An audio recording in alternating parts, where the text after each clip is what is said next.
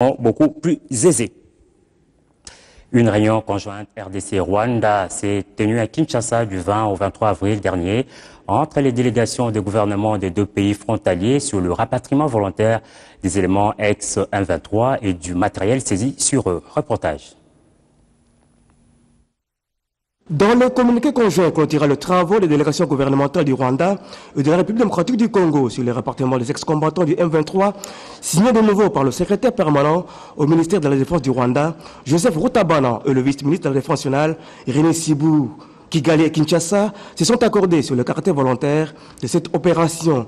Les deux délégations ont effectué une mission conjointe en Goma où elle a visité les éléments ex-M23 et les ont encouragés à rentrer volontairement dans leur patrie. Suite à cette visite, 13 éléments ex-M23 ont accepté d'être immédiatement rapatriés. Dans le jeu des questions-réponses, avec la presse, le vice-ministre de la Défense nationale, René Sibou, a recadré la position du gouvernement quant aux ex-combattants intransigeants sur la mesure d'amnistie les accordée par le gouvernement.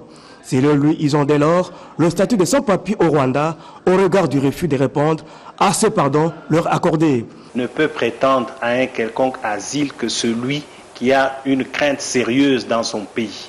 Nous avons accordé l'amnistie et nous leur avons dit qu'on ne va pas faire des va-et-vient pour venir chercher des forces négatives. Le secrétaire permanent au ministère rwandais de la Défense, Joseph Rutabana, affirme plutôt que le rapatriement étant volontaire, Kigali accorde encore une dernière chance aux amnisties carrées dans la mesure où le rapatriement est un processus à plusieurs étapes. Les 13 qui rentrent, et ça va peut-être aussi encourager les autres. Donc pour moi, c'est un processus qui a commencé et qui va continuer. Reste la question des armes, munitions et autres matériels de guerre saisis auprès de ces ex-combattants à fixer de communs accords entre les deux parties par voie diplomatique après leur identification et traçage par les experts des Nations Unies en armes conventionnelles.